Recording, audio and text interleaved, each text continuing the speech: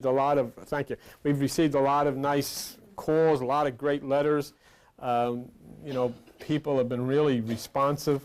So it's been going very well. Okay.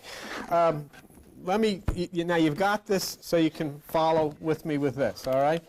And let us continue into the labyrinth where last week we looked, and if you look on the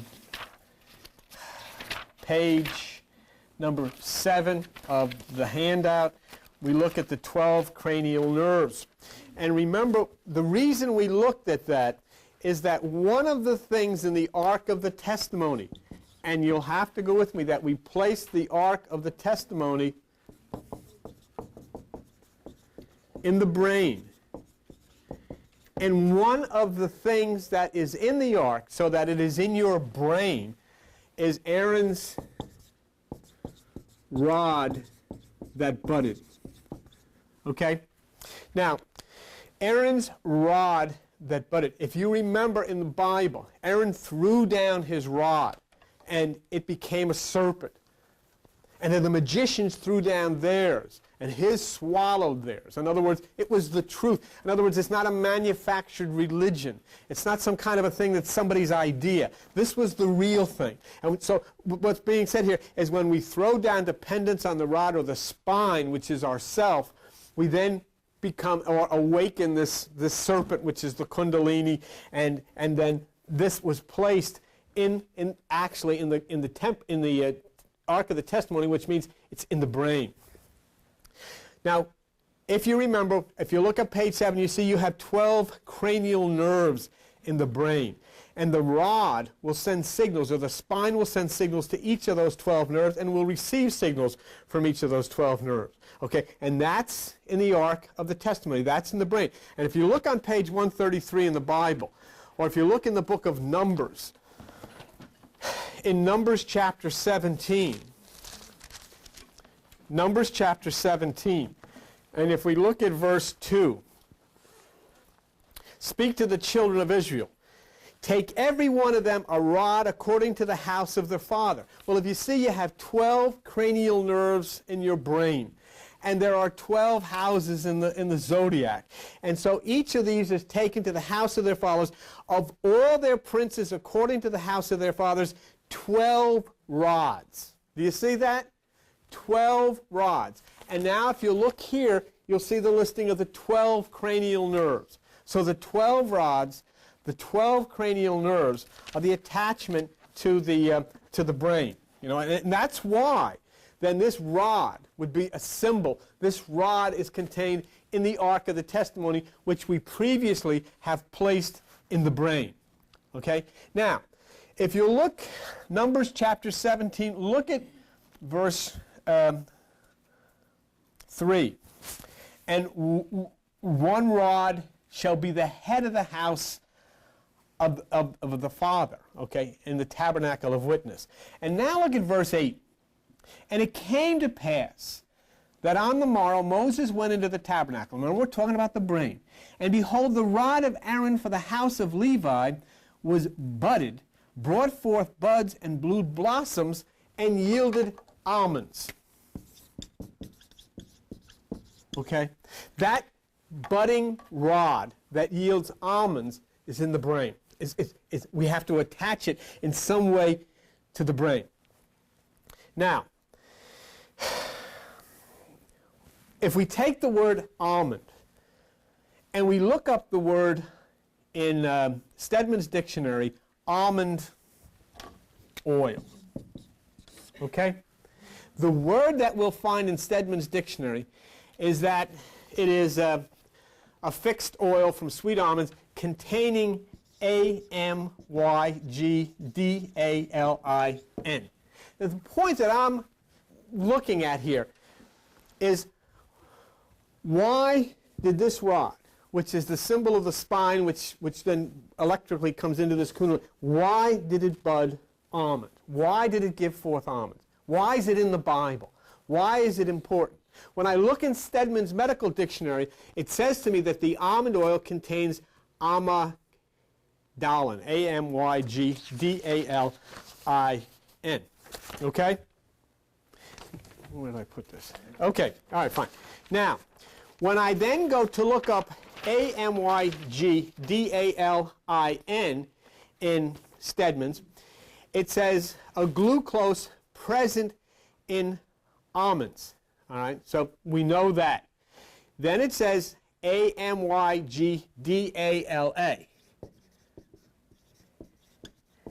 And Amygdala is corpus amygdala tonsilla, denoting the cerebral tonsil as well as the pharyngeal, lingual, laryngeal. In other words, what is being said here is that when you throw down the dependence upon yourself and then the kundalini action comes up the spine, you will be given the words to speak. You will understand, and the things that you say will be from God. The reason that the almonds budded is because the almonds signify the speech, the mouth, the larynx. The voice then will come out of the solar. The voice will come out, will be the voice of God. All right? Now, in order for you to know this, I went a little further and made this so that you have the documentation. I don't want you going out to people and saying, you know, I got almonds in my throat so that God, I can speak, so that I know what I'm talking about. So you'll have this, all right? And I want you to look at it. I went through it first so that when you see it, you'll be able to look at it. And you'll realize then that there's a purpose for this rod to give forth almonds when the Stedman's Medical Dictionary was related to the word amygdala, which relates to the lingual, laryngeal, which is the mouth and the throat and the speech. Okay? And then for those of you who want this stuff, I don't know, I will send it to you, but you know, you're going to have to self-addressed stamped envelope and a couple of bucks for the printing. All right? You decide whatever you got. But, you know, I got to go to these places to print all of this stuff, and it gets expensive. But on the other hand, it's so much more meaningful when you can see it. For those of you who have the paper, can you look at the word almond oil? Do you see it? Do you see where it says containing amygdalin? I have it underlined, okay? If you turn the page, do you see where I have the line going down to amygdalin, which says a glucose present in almonds? And then amygdalin relating to an almond, or to the brain structure called amygdala. Do you see that? Do you see it? Then if you go up to amygdala, do you see where it says denoting the cerebellar tonsil as well as the pharyngeal, lingual, laryngeal, which means your speech? Okay? You've got it now? Do you understand it? So do you understand then why it was important that inside of your brain is this rod that budded, and what it budded was the oil of the almond, meaning that when this rod is found in the arc, which is the electrical transmission between the receptors of the brain, then you'll be, the things that you say will be God things. So, I mean, it wasn't just budding almonds for no reason, was it? It was budding almonds because it's saying that once you understand, you see what's going to happen here eventually as we go through this thing, you're going to get to the fornix as we go through the labyrinth, and you're going to roll that stone, and what's going to come out? What is going to burst out? All of the power of the universe is going to burst out of that vaulted, sealed place inside in the center of your brain. All of the universal cosmic power, which is God, is going to come out of there. Why is it, you know, and it is, and as it says in here, and as I showed you, it's for one thing only. It's for Amen. I mean, could I have written, I would have loved, you know, I would have loved for that to have been in there. I didn't know there was any such thing called for Amen. I had no idea, but it is. I didn't know the fornix was the vault, but it is.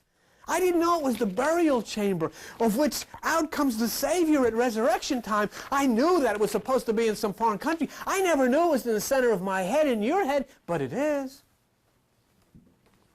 Okay.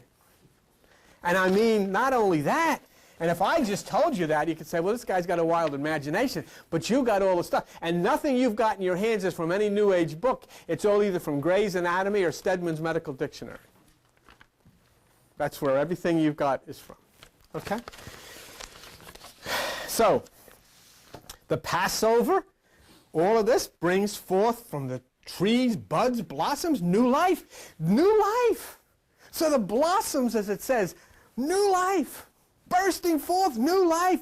It's just like with Mary, with the baby. Bursting forth new life, something brand new. But in addition to that, the almonds, as you open your mouth, what you speak, you'll speak from God. You remember Moses said, I don't know what to say. God says, just open your mouth. I'll put the words in there. That's great stuff. When you go out of here, so when people say, oh, they have nothing but cults. Yes, what cult do you belong? Stedman's Medical Dictionary, Gray's Anatomy, Grolier's Encyclopedia. That's my cult. You know? That's the same light bill that permits you or Al or whoever can do that to stop the course and confuse. Well, you know, what I saw the other night, I saw Carl Sagan, who died. I saw Carl Sagan on with Charlie Rose. I love to watch Charlie Rose on Channel 13. I don't know if he's a very good interviewer. And Carl Sagan made and I said, how could I dare question Carl Sagan? But Carl Sagan said, well, you know, you can't read the Bible because he says all of this stuff, whatever scientific stuff they got, you know, came from the Babylonians, and we've advanced far beyond that. And I just wanted to say, with all due respect, and I love for everything you've done, but you're wrong. It's still 186,000 miles a second is the speed of light. It's still splitting the atom as nuclear fission. It's still Dura Mater, Pia Mater, and Arachnoid. It's all of this stuff. See? So he didn't know either, with all of his wonderful things that he's done and he's shown us. Because where do we have to go? We go into this Word, and then we be able to see these things. So Aaron's rod in your brain is the witness, the promise, throwing down dependence on ourselves and our meditation. And now it'll happen to you. Well, you say, well, it's never really happened before. It's not given to people that don't know. You cannot get a driver's license in the state of New Jersey or any place else unless you can prove to them that you know how to drive. And nobody in God, nobody on 45, 55, nobody is going to allow people to enter into this place that don't know what to do. Don't know what's supposed to happen. Don't know what's going to occur when the stone is rolled back and the fornix opens and the vault opens and out comes this great power.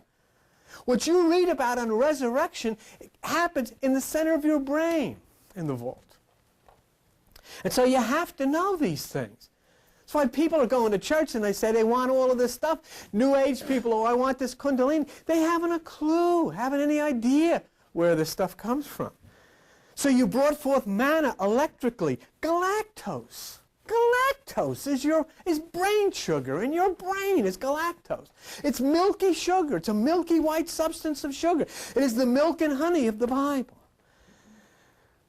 And just like you have the 12 cranial nerves, which you see on page 7, you know there are 12 signs of the zodiac. And just like the milky substance is in your brain, which is the brain sugar, you live in a cosmos in which the milky substance in the universe above you is the Milky Way. It's your galaxy. So as it is within, so it is without. Everything is there for you. And so not only do you bring forth the food, you bring forth the manna, which the electricity bring forth, but you know you bring forth water to quench your thirst in the desert. And the thirst in the desert is the confusion of people. It's like, gee, you know, I don't understand. I don't know. I can't figure any of these things out. That same rod, that same spine, that same energy within you. Look what happens. Go to page 136 of the Bible, and in the book of Numbers, Numbers chapter 20. And you know what makes me so happy about this, Albert? You know, and I know you as a scientist, and we can send people out of this room with this type of documentation in their hands. You know what I'm saying? Nobody's ever said, and I've always told you, and if ever I misled, like one time I was saying things about the sun moving, Mike came up here, and Mike Roscoe, and he said, well, you know, we better clarify that about the sun moving, and we did. We got right on it. We correct the course on this thing so there's no misunderstanding. I don't want anybody ever going out of here and getting caught with somebody saying, well, you're wrong about that. If it's not in, if we can't document it through some kind of an independent scientific source, then we're not going to say it. And, you know, I think we have so far. I mean, you know, it's pretty interesting stuff. Okay, so if you look in Numbers chapter 20, and here's the next thing. In Numbers chapter 20, here is verse 8, and God speaking to Moses saying, take the rod, get everybody together, Aaron and all of this stuff, and speak before, you see the rock before their eyes? The rock before their eyes is the pineal gland. It's the pineal stone. It's the stone that the builders rejected. It's a small conical pine-shaped cone. That's the rock before their eyes. And what do? You touch the rock with the rod. In other words, it is the energy from the spine that goes up and touches that, and the water flows, which means the truth, the understanding. It's just like, well, you're sitting here. Just think. Just think. You say, well, gee, I don't know if I've made any progress. Think of what you know. Think of what you got in your hand in those pages that I gave you. Everything you've got in your hand is not from some crazy journal or some screwy, you got in your hand from the best scientific publications in the history of the world. In your lap. You got it. What do you know? What are you learning about your brain and what goes on inside? Forget whether you've ever graduated from school. Forget whether you know anything according to this world. Forget that. Because when that door opens, when that stone rolls away from that fornix in the center of your brain, forget everything. Because then you find out that what people think is intelligence doesn't even matter. See? So here it says, take that and touch the rock. And look at verse 11. And Moses lifted up his hand, and with his rod he smote, which means he hit the rock twice, and the water came out in abundance. But then look in verse 12, and God said to him, hey Mo, because you didn't believe me, because in the front of all of these people, and what a warning that is to the church, what they call the Church of Jesus Christ. Are you kidding me? Do you know what God just said? You know what you did, Mo?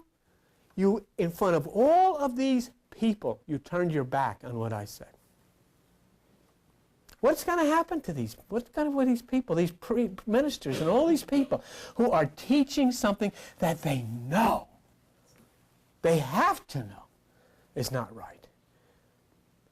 And here God says, because you did this in front of all of these people, there's no way for you. In other words, what did I tell you to do, Mo? I told you to take the rod, and I told you to touch the rock. And what did you do? You added something of yourself. You put something on there that I didn't say to put on there. And I wasn't so mad, Mo. I wouldn't have got ticked off if you just did that. But you got this whole crowd there. And so what about the thousands, millions of people that crawl into these churches every week? And none of them are ever able to be exposed to the truth of what God really taught, where God really is. Your kids don't know. You know, this is what I don't understand. That people take their kids to these churches, and then you look around, and the whole world is either drugs or violence or killing and raping and bedlam, and saying, why does this happen? What do we need to do? Oh, we need to build more jails. We have to get more cops. We have to get more guns. Maybe we have to get rid of these Sunday schools that are teaching the kids all of this lunacy and this violence that is being taught in all of these places. It's hard, but isn't your child's life worth it? Isn't love worth it? Didn't God teach love? Didn't Jesus teach love? And we've left that out at the front porch. So, look what he says in verse 12. Because you didn't do what I said, you're not going to bring this congregation into the land. There's no way you can do that. See, now, don't misunderstand this. This isn't God saying to some guy, look, you hit it twice, so you're going to hell. Don't pass go, don't collect $200, go straight to hell, and that's the end of you. That's not what it means. What it just said is, folks sitting here, Bill, everybody here, if you add anything of yourself, you're never going to go into the land that I've made for you, which is the right hemisphere of the brain, where all of this happens. It is the... as we'll get into Stedman's and all. Wait till you see when we really get into the labyrinth, the things and how they fall, and we go from one ventricle to the other ventricle and one thalamus and all of these. Hey, you know what the word thalamus means? It's the bride chamber. It's a Greek word that means the chamber. It's the chamber where the solar, amen, flows from the solar plexus. And in the Bible it says the son is a bridegroom coming out of his chamber. So it says, if you add anything, you're not going to make it to the right side. Nothing to be afraid of. But the point is, there's no way to get to the right side if you add anything, see? Now, how do we know that what he's talking about here, that you shall not bring the congregation into the land which I have given them? Well, how do we know then that this promised land is the right hemisphere? Well, we've got to, now we've got to go and we've got to make sure that that's the right hemisphere, is the place. Okay? This is north, this is south, this is east, and that's west. That's west. That's the way the thing goes. I want you to look on page 2 of the Bible. On page 2 of the Bible, in the book of Genesis, in Genesis chapter 2, Genesis chapter 2, verse 8, and the Lord God planted a garden. This is the holy place. This is the promised land. And where was it? It was eastward in Eden. It was to the right side. Why put in there eastward in Eden? It was eastward in Eden. In other words, it is the right side, see? And then take a look at page 505 in the book of Psalms. In Psalm chapter 80. And I think we have, this second scripture will pretty much document that what we're talking about here is correct. Psalm chapter 80. And look at, we're talking about the vineyard, the place where the wine flows, the place where the grapes flow, and all of this stuff. It says in verse 15, and the vineyard which your right hand has planted, and the branch that you made strong for yourself. The vineyard that your right hand has planted. Eastward, to the right side. And there was a fellow named Jesus that said, if you want to find, cast your net to the right side. Okay? And what about the branch? I gave you this handout this morning. Okay? Open it up to page 24. A branch is an offshoot in anatomy, one of the primary divisions of a nerve or blood vessel. Okay? So it's all part of your body, of you. And the branch and all of these things that branch off from one place to the other throughout the body and enter in and move through you. All of this is part. So the right hemisphere of the brain, that garden where you're going to find the vault, where you're going to find with a cherubim, the cerebrum, the brain, the cerebrum, the cherubim, which is all covered. Look, you know what I want to show you?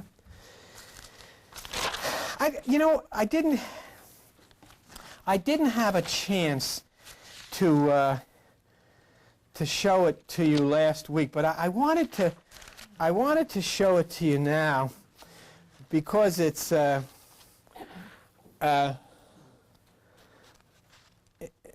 see. Let me look for just a minute at 1 Kings 6. I think it's there.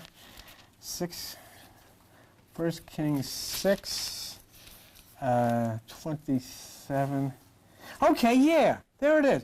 Let's go there. Go to page. I'm going away from where I was, but somebody tell me what page 1 Kings 6:27 is. So I want you to look at this. Huh? 297. Go to page 297. All right? Page 297. Okay. And then, somebody told me the other day, it's just like we need more time for this stuff. But anyhow, page 297. Now also on 1 Kings chapter 6, verse 27. You there? Now I want you to open to page 10 in the handout I gave you. All right?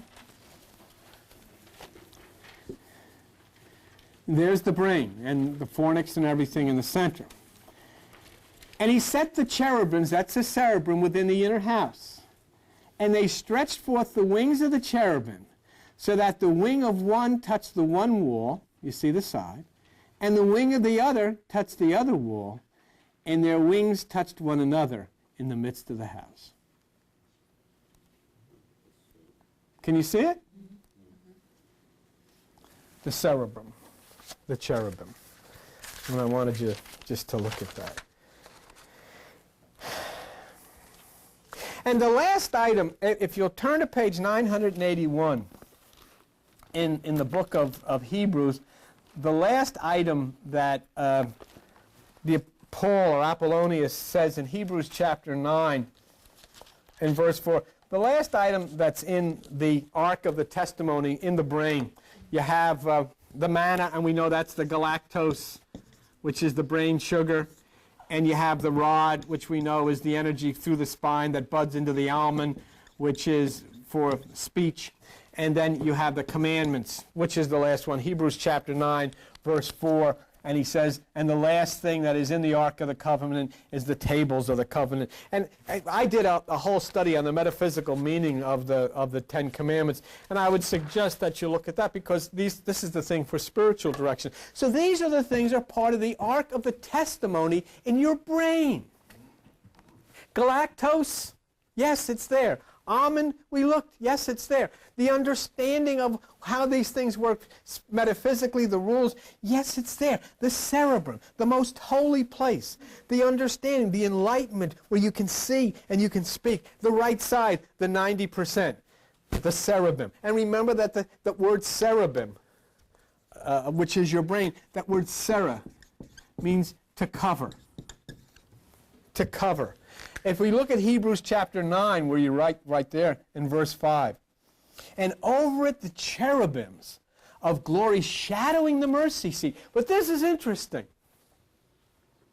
This is interesting because he says, of which we cannot now speak particularly. He couldn't, but we can. We can speak very particularly about it now. I mean, if Paul, whoever wrote this, Apollonius, was to talk about atomic energy, he would also have to say, of which we cannot speak particularly. But we can now. Of quantum, it wasn't 1890, they couldn't speak particularly of it, but we can now. So all of these things, because of the evolution of the brain and the evolution of the age, we can speak of these things now. So the cherubim of glory covering the mercy seat. And once again, when we look at that word, which is your brain, and you have that on the very first page of that handout I gave you, that word C-E-R-E means to cover. Okay? And on page 68 in Exodus chapter 25, let's just look at it. So, some of you weren't here before. But C-E-R-E, which is the cerebrum, which is your brain, C-E-R-E on the very first page of the handout I gave you shows you that C-E-R-E means to cover.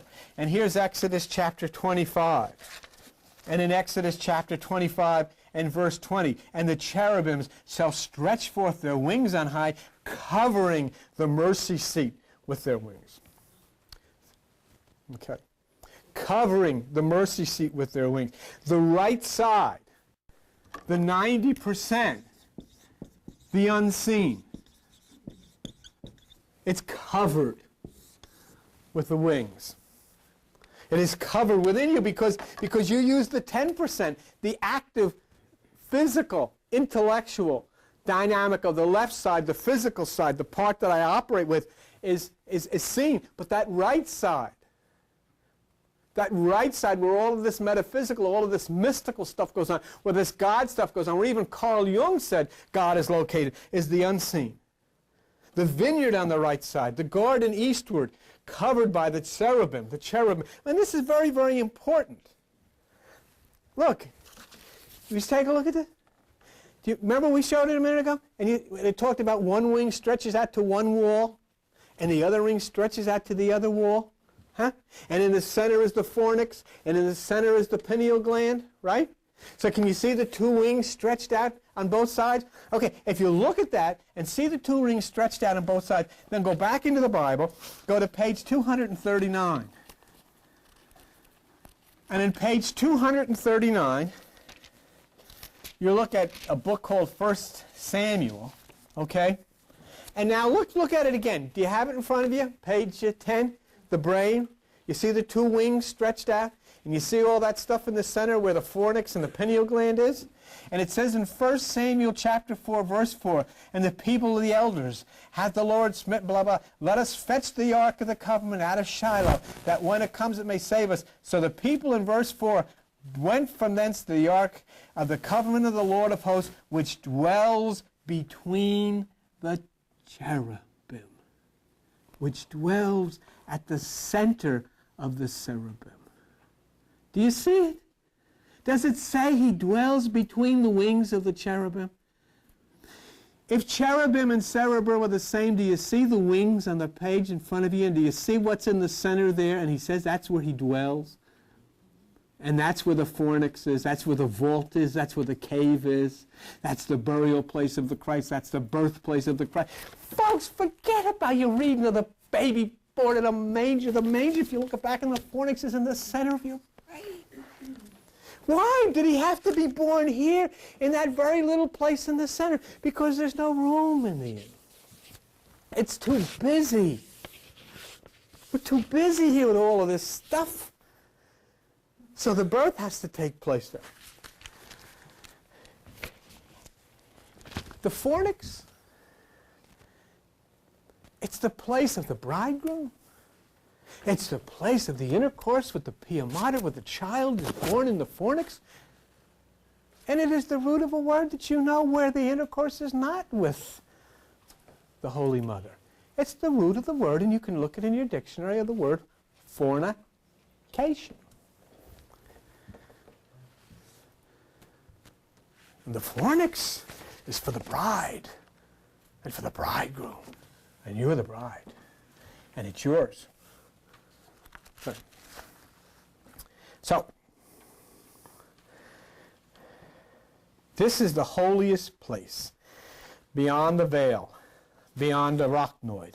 So the manna, the rod, the law of the body and the universe are within the most holy right side, and the mercy seat, beyond any possible touch or sight. Remember something, and this is the important part, because you go to a lot of this New Age stuff, and let me tell you again, I don't care if you're Joni or Joan, or if you're Ethel, or if you're Cindy, or Dave, or Charles, or whoever you are, get something real clear. You can never see the inside of the fornix. All you have to do to make the stone roll away is be still. The fornix is not for you. The fornix is not for me. The fornix is for a man. And if you let him use that, and if you say yes, the stone will roll away, and all of the power of the cosmos will come. Whoa.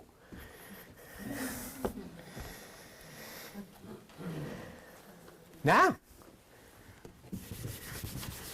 your brain, your brain, the cerebrum, protects against you and me entering into that place. That little tunnel for Amen is for only Amen. You and I cannot get in there. Yeah, the cerebrum. The brain is structured so that we can't get in there. That's right. Go to page 3 in the Bible. And in page 3 of the Bible, in chapter 3 of Genesis, look at verse 24. Myth, but it's telling you an anatomically correct point. So he drove out the man, and he placed at the east of the Garden of Eden, at the right side, folks, what? Cherubims. The cerebrum was so constructed, the flaming sword, which is the fourth level of consciousness, the fire, for what? Right? To keep you and me and everybody else that think we were going to take the kingdom by force out. All that we were ever asked to do was touch it. Not bring any of our Hindu, Christian, Muslim, or Buddhist gobbledygook. Just touch it. And if you think that you can learn how to do it by a New Age book or a religious book, remember the cerebrum is so constructed that it will not allow you or anybody else to get in there. The Krishna, that power of the solar energy, is all that can move through there. The right hemisphere of the brain is off limits to the activities of the intellect. You cannot even learn about it. Now, cherubims covering it with the flaming sword, the fourth level of consciousness. Cherubims covering it with their wings. They stand there. I mean, this is myth. I mean, you know, this is all electrical energy. But I'm trying to explain what goes on inside of the cherubim. Something is standing, protecting something. Do you remember? And I've had some people run away from that. Do you remember we talked about the, excuse?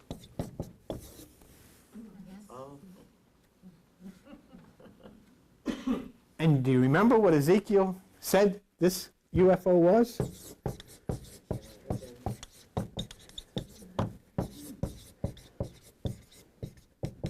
In other words, what was being said there is that this cerebrum, when it touches the frequency, allows you to see things that are there. I had somebody write to me and say, well, you know, you say there's nothing as angels. These are just arcs of electrical angles. No. There's a misunderstanding.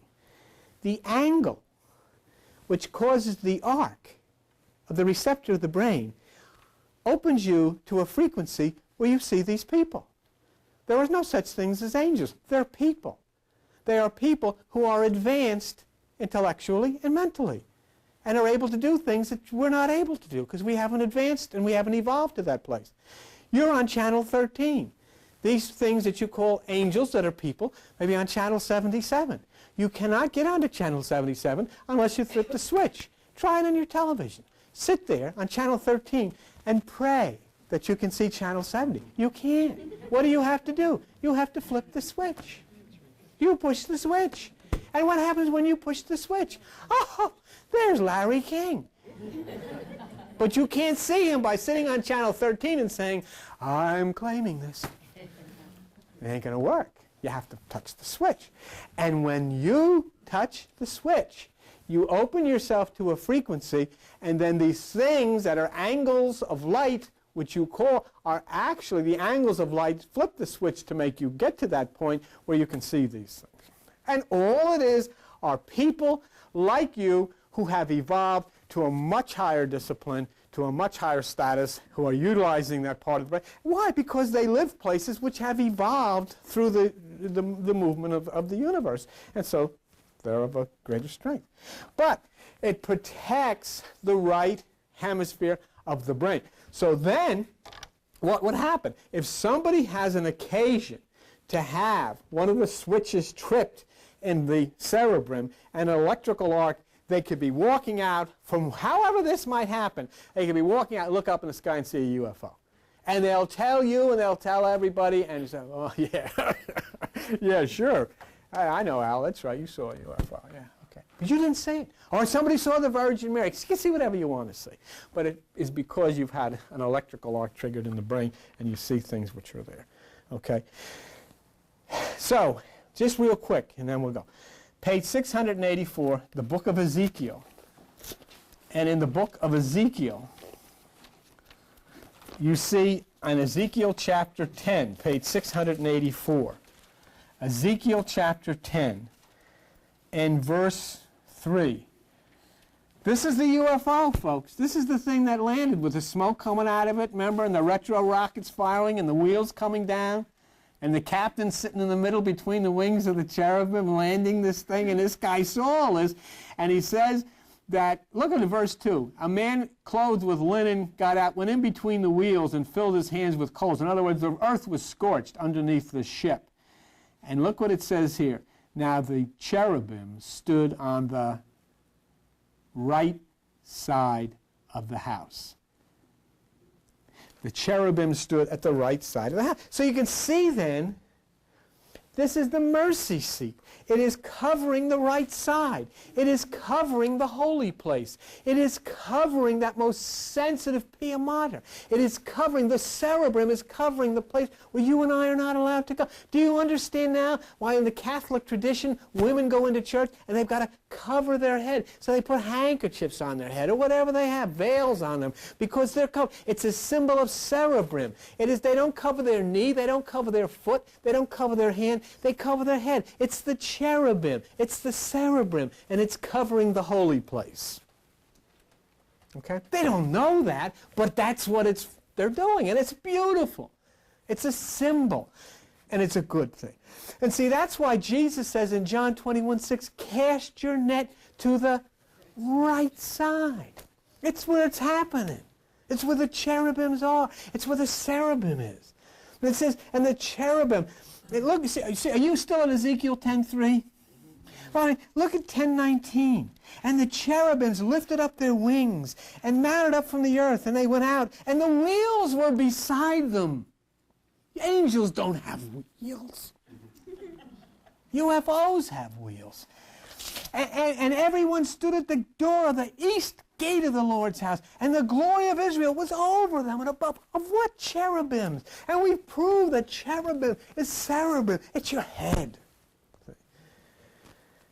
The flying noise, the whirling vortex, the wings, the flash of lightning wherever the wheels went, and all this kind of stuff. And look at verse 20. We're talking about the cerebrum. This whole study is about the cerebrum. It's entering into your brain, and we're about to launch a real movement deep inside of the most sensitive part of your brain. And then the cerebrum and the cherubim in Ezekiel chapter 10, verse 20. Ezekiel says, this is the living creature I saw by the river at Chebar, and I knew. He didn't say, I think. I knew that they were the cherubims. I knew. Galactos is the brain. Cherubim is the brain. Cherubim, the tabernacle of the brain. The UFO, the cherubim, the tabernacle, the right side, the brain, the whole thing. And as we stay in the understanding that this is all in the body, in the brain, in the spine, we can begin to understand it's working. We're going to look at two real quick things, and then we're all going to go to the low main. Okay? Real quick. Now you can start to understand the rod, the seven seals, the right side. Look at page 1005. 1005. Revelation chapter 5. And next week we'll start really to get in deep into the brain, and we'll start twisting through dark tunnels and winding stairs and strange hallways. And then we'll come to the place. And you'll only look at it, but you'll understand. Chapter 5, and I saw in the right hand, the right side, of him who sat on the throne, the cerebrum, the arch, a book, the book of life, written within me, and on the back side, the rod, the spine, sealed with the seven seals, the seven centers. The temple, the tabernacle, and remember, dura mater, hard mother, the outer, pia mater, tender mother, the inner holy place, arachnoid, the veil or the curtain separating the two. Exactly as the Bible has described it, it is the. But what is not so well known, and this is where we'll wrap it today, is that pia mater, dura mater, and arachnoid is not confined to the brain. If you will turn to page 8, okay? You'll see the membranes of the cord. That's the spinal cord. You see?